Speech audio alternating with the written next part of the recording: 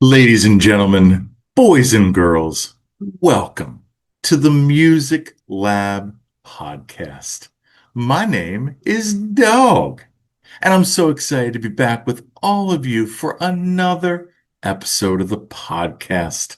Don't forget to like, follow, and subscribe to our YouTube channel, our social media pages. That helps us, and that helps the bands and artists and festivals that we feature.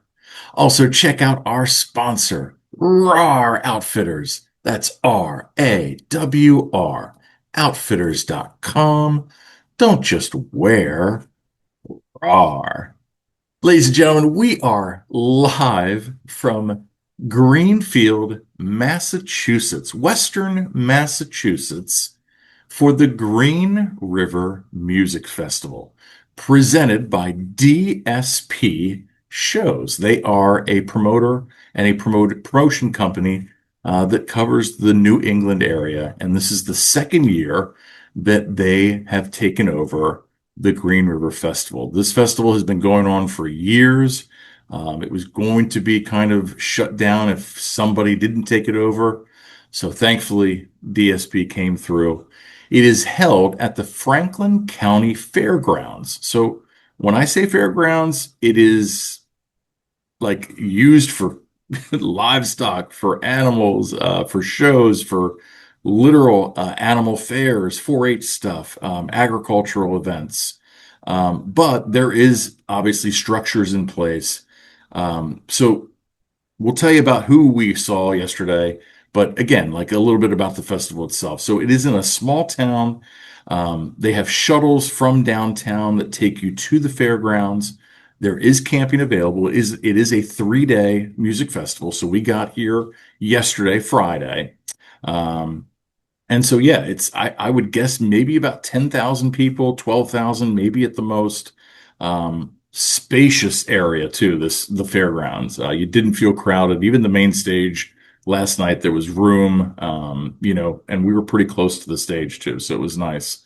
But yeah, so the four stages that they have within the fairgrounds, there's the main stage, of course. There's the Dean's Beans stage, which is an organic coffee company, and they're one of the sponsors. The back porch stage, and then the roundhouse stage, which is literally a round circular building, excuse me, with windows at the top. Really cool setting. We're going to see some shows there today. We did not see anything there yesterday. So, who did we see yesterday? We saw AJ Lee and Blue Summit. They're a bluegrass band. I think they were 4-piece, 5-piece. Traditional bluegrass, but they definitely have a little modern twist on it, little blues. And they have some electric guitar that they use as well. But great set by them, which then led to Mo Lauda and the Humble. They were on the main stage. They got an hour and 15-minute set. AJ Lee and Blue Summit got an hour, which is still solid for a festival appearance. Anytime you get over an hour. Mo Lauda, we just interviewed them. They just released their album yesterday, so the guys were super excited about that. The new songs translated really well live, and I got to talk to Jordan afterwards and told him like they absolutely crushed the set. The crowd was definitely into them, and it was nice having Philly represent another Philly band, Mount Joy, who headlined the festival last night. They got an hour and 45 minutes set. But before them, in between, we got to see O.C. Elliott, who is a husband and wife duo. I think they're from Canada. I'm sorry if you're not, but I think they are. Fantastic set. Great conversation in between songs to kind of highlight some stories about the songs.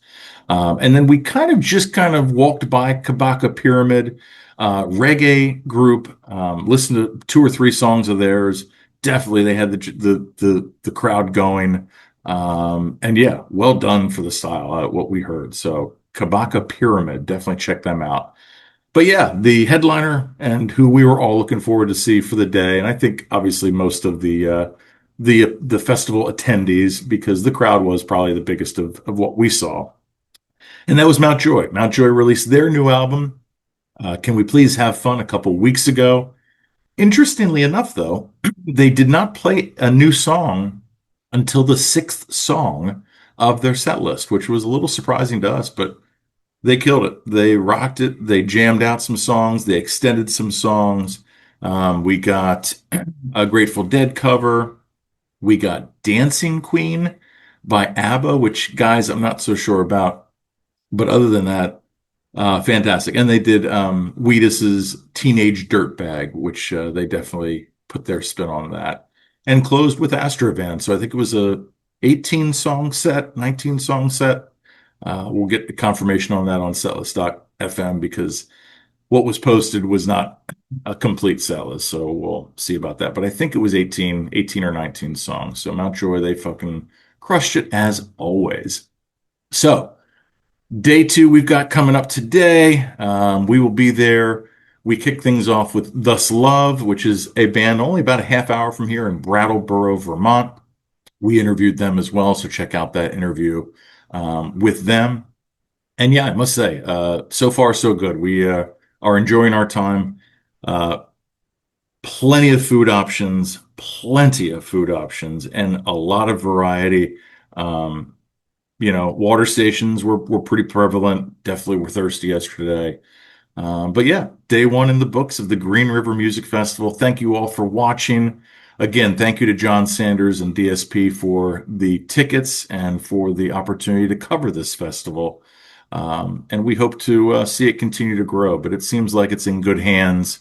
And from the crowds yesterday, it seems like people are responding. So here in Western Massachusetts, in Greenfield, Massachusetts. So there you have it, ladies and gentlemen, the Green River Music Festival. Like always, don't forget to like, follow, and subscribe to our YouTube channel, our social media pages. That helps us, and that helps the bands and artists and festivals that we feature. Also, check out our sponsor, RAR Outfitters. That's RAWR, outfitters.com. Don't just wear, RAR. And ladies and gentlemen, I would also not be remiss to shout out the Hilton Garden Inn that we are staying at, where we're coming from right now, with the Wi-Fi definitely checked out and allowed us to do this with you. So thank them as well. And as always, ladies and gentlemen, I've been Dogg. You've been great. This is the Music Lab Podcast.